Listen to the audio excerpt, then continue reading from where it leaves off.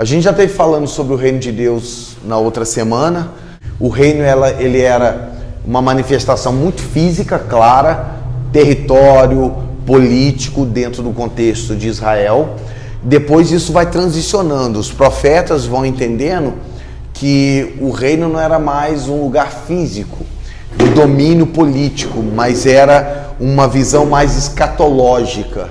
Quando a gente já chega no Novo Testamento, Jesus ele já estabelece o reino de uma maneira escatológica, totalmente escatológica. Tanto que ele apresenta como que a gente ingressa no reino. Ele diz, através do novo nascimento, a regeneração é a maneira da gente ingressar no reino. Então essa percepção que você apenas nasceu da linhagem de Abraão e você automaticamente faz parte do reino, Jesus ele rompe com isso e diz, não, agora é através do coração, dentro do nosso coração, há uma ativação onde que a gente está inserido dentro do reino. Então seria basicamente isso. Sobre o reino no Novo Testamento, que é essa ideia muito mais clara, a igreja, de certo modo, ela não é a única expressão do reino, mas ela é a maior expressão do reino, já no Novo Testamento, porque ela consegue unir todos os povos. A igreja primitiva tinha judeu, a igreja primitiva tinha gentios, a igreja primitiva tinha povos de todos os lugares. Então, na igreja, ela consegue ser uma expressão muito clara do reino, ainda que ela não é o reino. A igreja faz parte do reino. Então, no Antigo Testamento, o reino era político, territorial. No Novo Testamento, ele é escatológico e universal. Por que ele é escatológico e universal? Porque você não tem limites geográficos. Aonde você está e você se volta para Deus e o seu coração é regenerado, ali você está dentro do reino. Paulo tem momentos que ele está pregando, andando, viajando, e tem momentos que ele está preso. E ele continua falando, alegrai-vos, outra vez vos digo, alegrai-vos. Como que eu vou me alegrar se eu estou preso? Porque o reino agora está dentro. É o conceito do reino, é a paz que, independente das circunstâncias, ela domina o nosso coração. Porque o reino é estabelecido em nós. O reino veio sobre nós e está em nós. Então, independente das circunstâncias. Estou dizendo que a gente não pode ficar triste, decepcionado com coisas que a gente espera e que acontece do lado de fora, que a gente não controla. Mas isso, na realidade, pode nos incomodar, mas não pode tirar nossa paz do reino, porque ela está dentro de nós. Quais são as manifestações do reino? Como o reino se manifesta? A evidência do reino, Jesus ele traz o reino e esse reino se manifesta através de ações miraculosas, milagres. O domínio do reino dos céus é evidenciado o reino por meio das obras de Jesus. Olha Mateus capítulo 4, verso 23 ao 24. Percorria Jesus toda a Galileia, ensinando nas sinagogas, pregando o evangelho do reino e curando toda sorte de doenças e enfermidades entre o povo. E a sua fama correu por toda a Síria. Trouxeram-lhe então todos os doentes, acometidos de várias enfermidades e tormentos, endemoniados, lunáticos e paralíticos, e ele os curou. A manifestação do reino vinha quando o sobrenatural sobre aquilo que era natural. Era uma evidência do reino de Deus.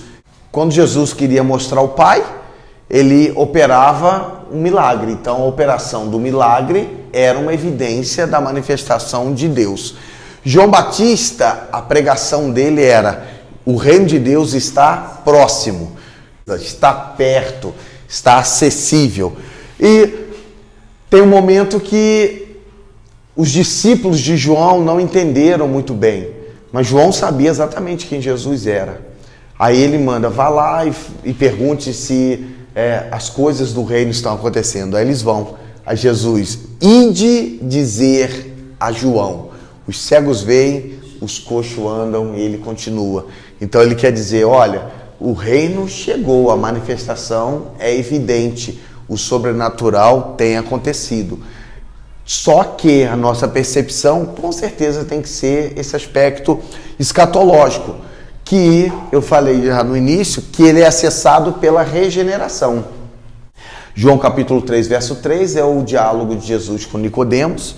Jesus diz assim: a isto respondeu Jesus: em verdade te digo que se alguém não nascer de novo, não pode ver o reino de Deus. A versão, a leitura, o termo que poderia ser traduzido aqui, se alguém não nascer do alto. O termo aqui mais aproximado seria nascer do alto. Não é um novo nascimento como Nicodemos estava entendendo. Então vou entrar no ventre da minha mãe e vou nascer de novo? Né? Seria impossível. Mas ele diz assim: aquele que não nascer do alto, o reino vem de onde? Do alto.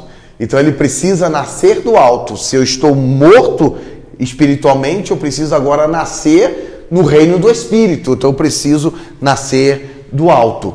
Aí ele apresenta 3 características do reino. O reino é uma boa nova de luz e vida, é plenitude para o ser humano, felicidade, e isso é apresentado lá nas bem-aventuranças. Quando ele começa a dizer: olha, ainda que você está sendo perseguido, maltratado, há algo dentro de você que supera isso. Ainda que venham dores, isso que já nasceu dentro de você, o reino de Deus que trouxe vida dentro de você, já está manifestando, já acontece agora em você. 2, cooperamos para construir o reino. Paulo ele fala isso em Colossenses, né, de pessoas que agiam a uma construção do reino, mas ao mesmo tempo e prioritariamente sempre vem da parte de Deus. Sempre é Deus que faz, mas Deus ele permite essa cooperação do homem. Lógico, o plano perfeito de Deus está em curso e ele vai fazer. Quando a gente se insere, se a gente se coloca dentro do plano, se a gente se coloca debaixo dessa autoridade, nós fazemos parte do plano. Mas o plano não é para o Leonardo. O plano é de Deus e quem se submete e entra, vou usar a analogia lá do Antigo Testamento, né? Que entra dentro da arca, a arca tem um propósito e quem está dentro da arca vai junto no propósito. O reino de Deus é realidade coletiva. E isso é muito interessante, é uma das coisas que eu mais gosto quando a gente olha para o reino de Deus. Ele não é desfrutado apenas individualmente, ainda que tem o Leonardo, mas a manifestação do reino é prioritariamente coletiva.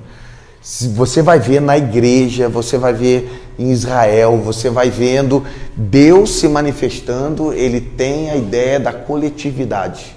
Sempre. Sacrifícios, tem o sacrifício que era feito e parte da carne era comida pelas pessoas que iam entregar ali. Tinha que haver essa celebração.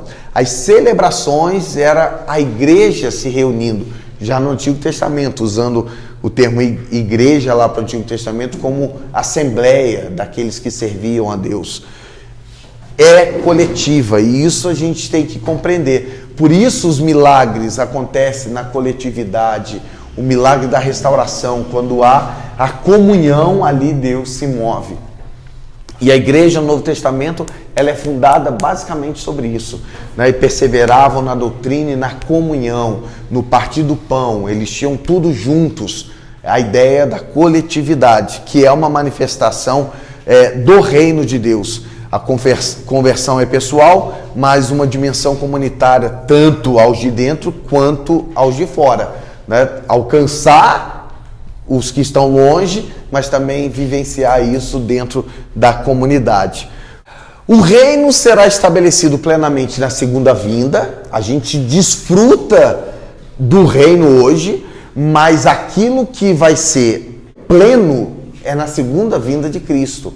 Então não é agora, a gente desfruta de ações do reino, mas existe um plano que está em curso. E diz assim: visto que todas essas coisas hão de ser assim desfeitas, deveis ser tais como os que vivem em santo procedimento e piedade, esperando e apressando a vinda do dia de Deus, por causa do qual os céus incendiados serão desfeitos, e os elementos abrasados se derreterão. Nós, porém, segundo a sua promessa, esperamos novos céus e nova terra, nos quais habita a justiça. A promessa de Isaías, a profecia dele diz que vai ser um reino de justiça. Então nós esperaremos um reino justo em plenitude. A justiça não é apenas a ação de Deus de punir o pecador. A justiça envolve galardoar os obedientes. Porque se a gente achar que justiça é só punir quem transgrediu, nós estamos equivocados. Porque a justiça é também galardoar aqueles que obedecem.